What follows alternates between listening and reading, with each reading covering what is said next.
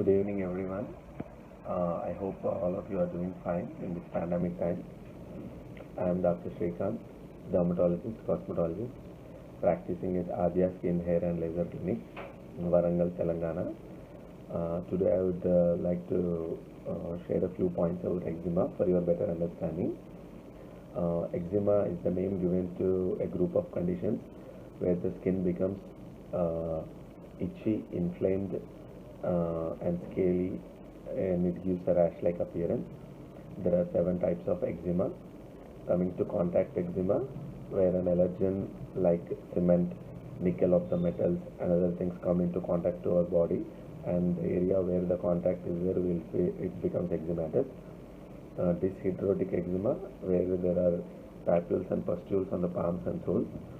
Coming to atopic dermatitis, atopic eczema, where the autoimmune factors play a role and genetic factors play a role. And coming to nummular eczema, where the eczema comes like a disc-like lesions over the body. Coming to seborrheic dermatitis, where it is an fungal infection of the scalp which becomes eczema-like. It might be seen in the seborrheic areas like scalp, face, and front of the chest. Stasis dermatitis or stasis eczema, it is seen in the people with varicose veins. Coming to eczema is very common.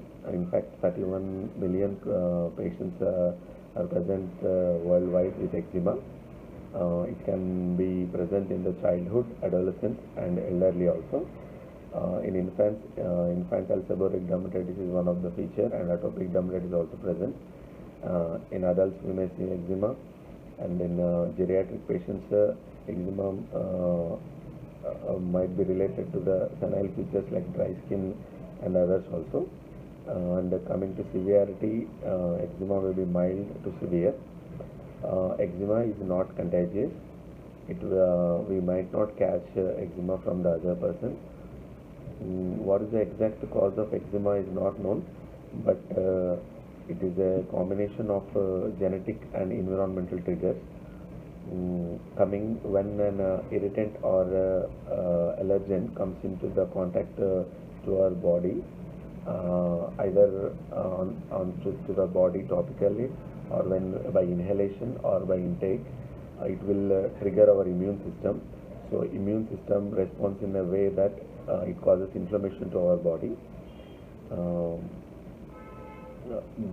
Coming to the symptoms of eczema, eczema symptoms might differ from person to person, and from the area, depending upon the area also it might differ. It might be different looking in the hand, palms and soles. It might be different in the normal hairy area. It is different in the scalp, like that. And persons, it may be different in different people also.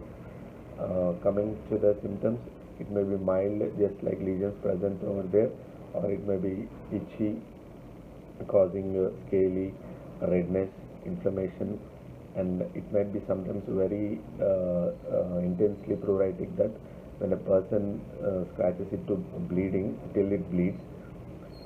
At that time, it may secondary infection in eczema also sets up. At the time, it is called as an infectious eczema.